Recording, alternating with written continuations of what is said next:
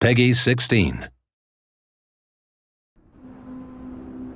Hello, I'm Adam Hitaney. I'm the head of game design at Deck 13 Interactive, and I would like to welcome you to our demo of The Surge. With me today is Sebastian Zoibelt. He'll be doing the driving today. But before we begin, I'd like to give you a quick summary of our game. The Surge is a hardcore action RPG with a focus on tactical melee combat. We're in a dystopian near-future version of Earth. You can see here from the surroundings, things are a little broken up. In our game, global warming and ecological problems have advanced to crisis levels in the world. Likewise, the global economy is in shambles, so regular men and women are in a lot of trouble. It's really difficult for people to find work, so our hero, Warren, is lucky to have found a job at all, particularly at a company like Creo, which is dedicated to solving the world's ecological problems. So his first day on the job, he's getting his exo rig applied. You can see here attached to his body and some of our other materials. But something goes very wrong with this process. He loses consciousness and wakes up here. So let's get going.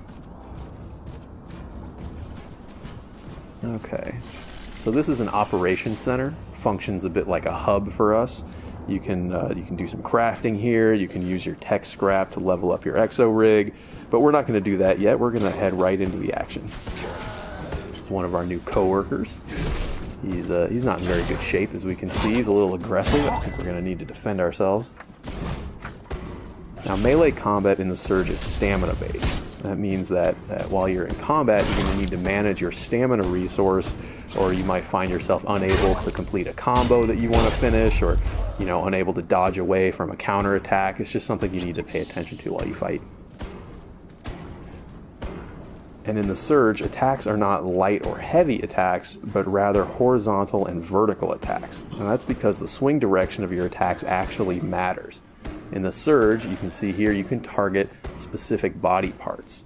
So directing attacks towards unarmored or vulnerable areas deals increased damage. It's more likely to stagger your opponent.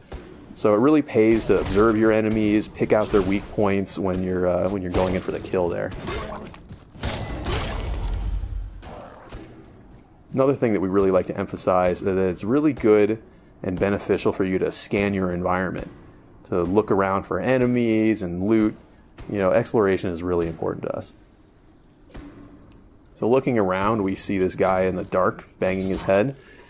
Now, he's different from the other enemies we fought so far in that he has a helmet, which is something that maybe we want to take home with us, make it ours. So that brings me to the other aspect of body part targeting, which is that if you target a body part and deal enough damage, you will then be able to use combat energy, like this, to execute a finishing sequence. It's mean. So you chop off that body part and you loot it, and then we can take that back to the operations center where we can use our new blueprint to craft that helmet for our very own selves.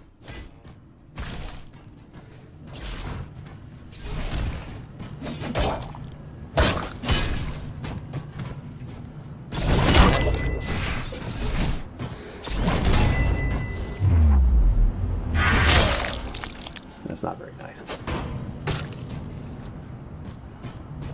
So moving further into the area here, you can see that we don't have just humanoid enemies. We also have a variety of robotic enemies.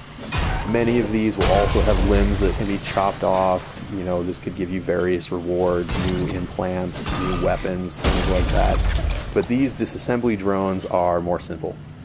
They don't have different body parts. They're just trying to chop you up. But we're not going to let them do that. And what is this? You see something in the rocket shell over here.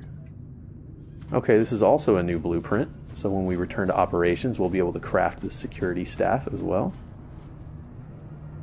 Looks like we're not able to go through that door yet, but there is an overcharge station nearby. So overcharging allows you to channel the core power of your exo rig to overload some circuits. Sometimes that'll open doors, sometimes that will add power to places that had no power. And sometimes it will allow you to be jumped by a giant robot dog. You can see here the robot dog is a little bit of a mini boss for the purposes of this demo. It's much more aggressive than the other enemies we fought. deals a lot more damage, but you can see it also has a weakness. If we punch it right in its robot eye when it's leaping at us, we can actually interrupt it and then score a follow-up attack of our own.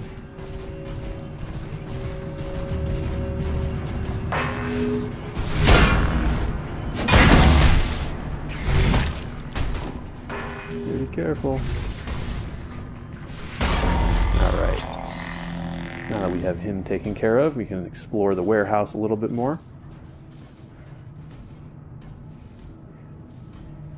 Oh, maybe he'll be friends. No, I guess not. I guess he doesn't want to be friends. Something that's really important to us is that all of our enemies have purpose in the world. You can see that these guys, they have a heavier rig, they have these forklift weapons. You know, they really fit in the area that they're found. They're kind of like these mover, loader employees, but the way they yell and attack you shows that there's something still a bit wrong with them.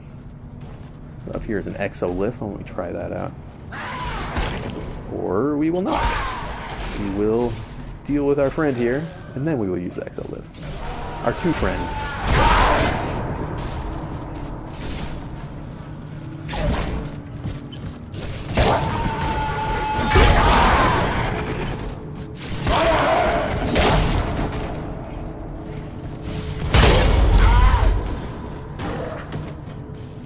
Alright, well done. 2 for 1. Okay, so an exolift, it's the way that Warren can reach different vertical areas, can go higher or lower. It functions very much like a ladder, but we think it's cooler. Now here's another overcharge station. The difference is that this one is higher level. Now, like I mentioned before, exploration is a major element of the game for us, and you'll have a lot of reasons to explore the world of the Surge. We see our levels as being pretty Metroidvanian in nature. They're really interconnected, and you'll find a lot of areas that you're not able to access until later in the game, until you have more power or different capabilities. So when you find something that you're not able to open yet, it's really a good reason to backtrack later to fully explore. A lot of times you'll find other encounters or rare loot. But now that we've turned on the power to the warehouse here, we're able to go through this door that we just opened, which seems to open up a shortcut back to the operations. So that's a pretty good opportunity for us to craft some new gear with all these blueprints that we've gathered.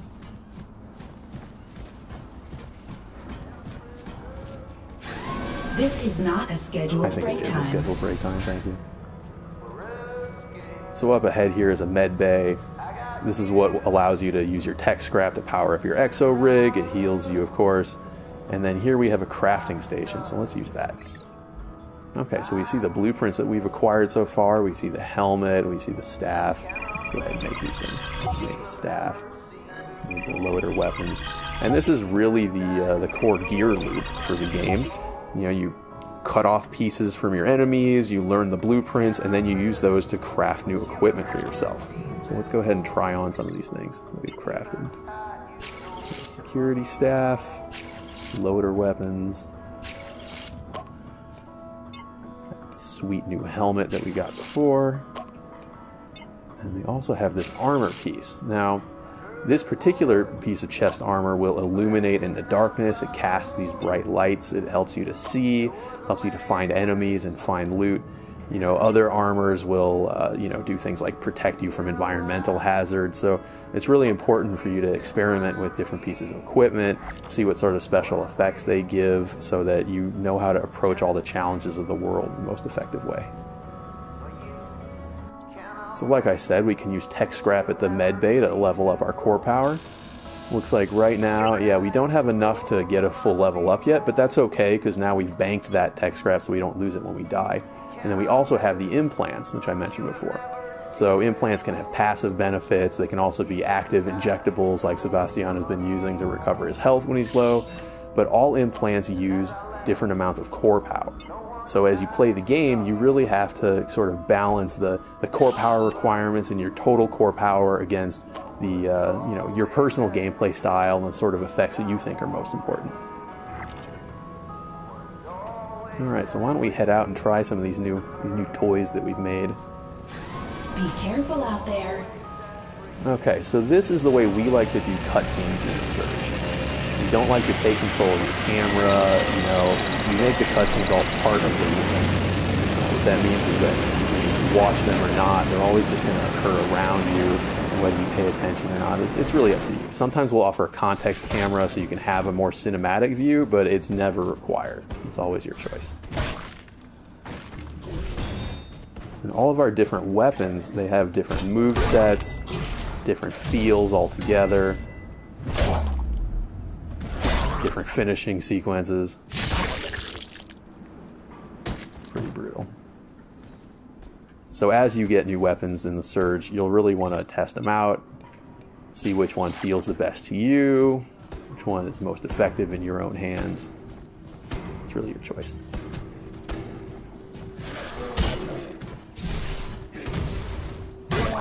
See, the loader weapons are a bit faster, more agile, a little more combo-y, but also pretty brutal. Okay, so now that we're more comfortable with these new weapons, why don't we go back through the shortcut and see what's on the other side of things.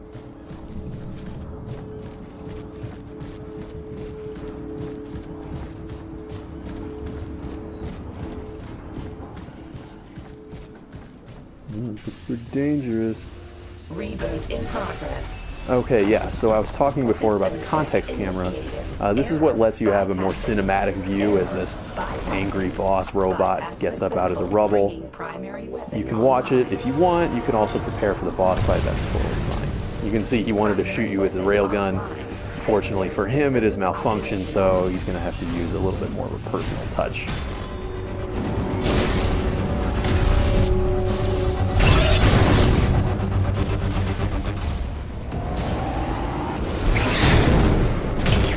Sebastian is assuming that we're not actually doing damage to the boss's real health. But we are increasing the threat analysis meter, so I guess we should figure out what happens when the threat analysis is full.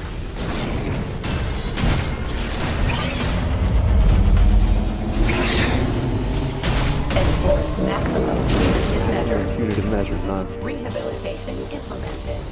Well, of course. Rockets. Not very nice. That's what I do when I feel threat. But we still haven't dealt any damage to its real health bar. So maybe, if we're careful, we use those rockets against it somehow. Oh, it's pretty close.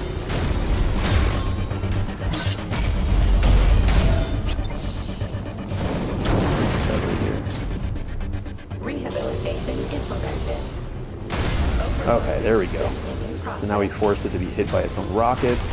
We're able to target its armor piece, knock it off, and then give it a good solid punch right in its robot brain, which has dealt some real damage. So let's see if we can repeat this process for victory. Now, one thing to note is that you know, this is one way to defeat the boss, but it's certainly not the only way to defeat the boss. And this easier method does not allow you to receive the most powerful loot. So if you want the best things off the bosses, then you'll have to fight them fair. Show honor. Not really. This is not really a game about honor. Threat analysis is almost full again. Let's see what happens. Enforce maximum punitive measures. Dispensing sentence. Okay, yeah. Down. Let's see if we can get at its other armor piece. Okay. Very nice. Boss defeated. Well done. So that's the Surge. Scheduled for release in 2017 on next-gen consoles and PC. Once again, I'm Adam Hatani for Deck 13 Interactive. Thanks for watching.